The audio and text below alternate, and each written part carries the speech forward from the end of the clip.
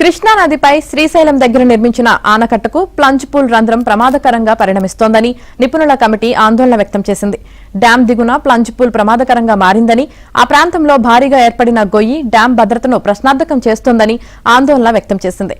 తాజాగా నిర్వహించిన under water పరిశీలనలో ఈ విషయాలు వెలుగులోకి వచ్చాయి. ఈ ఏడాది జూన్లో ఏపీ ప్రభుత్వం ఏర్పాటు చేసిన కమిటీ తన అధ్యయన నివేదికను వెల్లడించింది.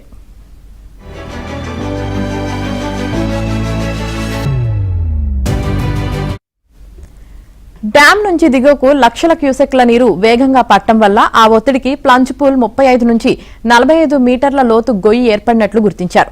ఇది అప్రాన్ ముగిసిన 15 మీటర్ల తర్వాత మొదలై సుమారు 150 మీటర్ల వరకు విస్తరించినట్లు నిపుణులు వెల్లడించారు. దీనివల్ల 36 మీటర్ల వెడల్పు ఉన్న అప్రాన్కు ముప్పు ఏర్పడిందని, దాని కింద 4 మీటర్ల లోతు రంధ్రం ఉందని కమిటీ పేర్కొంది. ఈ రంధ్రం డ్యాం వైపు 14 నుంచి 15 మీటర్ల మేర విస్తరించి ఉండడంతో కమిటీ తీవ్ర ఆందోళన వ్యక్తం చేసింది. రక్షణ కోసం ఏర్పాటు చేసిన స్టీల్డ్ సిలిండర్లు కూడా దెబ్బతిన్నాయని తెలిపింది. అప్రాన్ను కాపాడేందుకు గతంలో ఏర్పాటు చేసిన 62 సిలిండర్లలో అనేకం దెబ్బతిన్నాయని గుర్తించారు. ఇప్పటికే 5 సిలిండర్లు వరదలో కొట్టుకుపోయాయని నేషనల్ డ్యాం సేఫ్టీ అథారిటీ గతంలో ఇచ్చిన నివేదికలో పేర్కొంది.